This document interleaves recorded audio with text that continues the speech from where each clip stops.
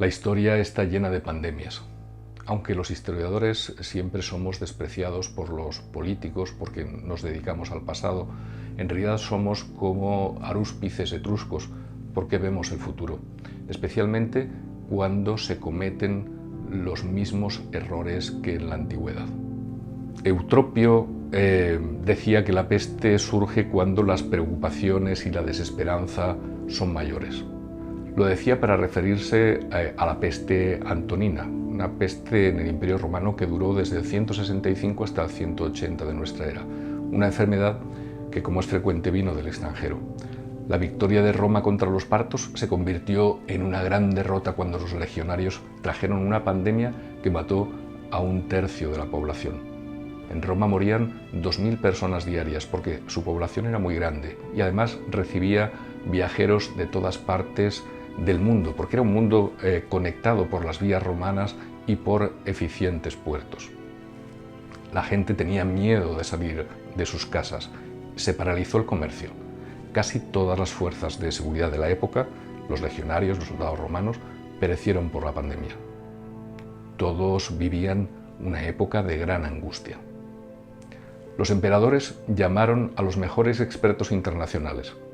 En aquella época era un griego llamado Galeno, que vivió largo tiempo el duro trance de la epidemia, según su propio testimonio, pero no pudo evitar la muerte del propio emperador, del coemperador Lucio Vero, que huyó de Aquilea cuando estaba ya infectado.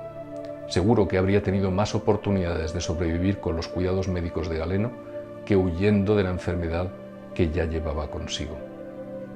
La huida a lo loco, aunque sea solo de un fin de semana, es una grave irresponsabilidad. Lo era en aquel tiempo y lo es ahora también. Para tiempos de pandemia, que son épocas de irresponsabilidades y de bulos, Marco Aurelio, que gobernó solo sin Lucio Vero, su hermano adoptivo, tenía una propuesta. No lo hagas si no es conveniente, no lo digas si no es verdad. Vemos consternados como el mundo está lleno de idiotas e incluso algunos gobiernan grandes países. Marco Aurelio decía que la destrucción de la inteligencia es una peste mucho mayor que cualquier infección. Marco Aurelio fue el gobernante más honrado y coherente de la historia de Roma. Ojalá tuviésemos a alguien como él en el gobierno o en la oposición. Tenía la idea de una constitución basada en la igualdad ante la ley, regida por la equidad y la libertad de expresión igual para todos. Es una cita exacta. Como la gente de aquel tiempo no conocía soluciones médicas, recurrió a la magia y a los milagros. Muchos escribían en salmos en los dinteles de sus puertas como si los virus supiesen leer, pero con esa falsa esperanza de seguridad perecían. Se agotó el tesoro público, porque los gastos eran enormes, los gastos médicos, y el emperador Marco Aurelio hizo lo que hacen los políticos que merecen serlo. Subastó sus bienes personales durante 2 meses. Hay políticos miserables que en medio de las crisis más espantosas se suben el sueldo, o aún peor, reducen el presupuesto de sanidad, que no solo es robar a los ciudadanos que la han pagado con sus impuestos, sino que es condenarlos. Si alguna vez veis eso, por favor, votad a otros, a quien sea.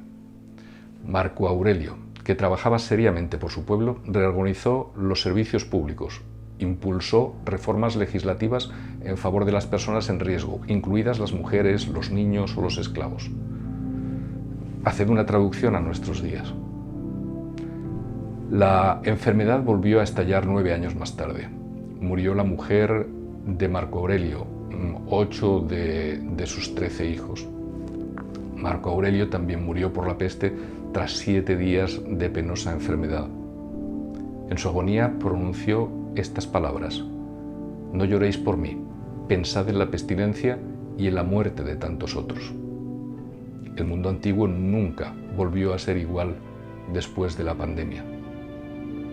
¿Tú cómo quieres que sea el mundo que amanecerá cuando esta epidemia mundial termine? Va a depender de cómo quieres ser tú.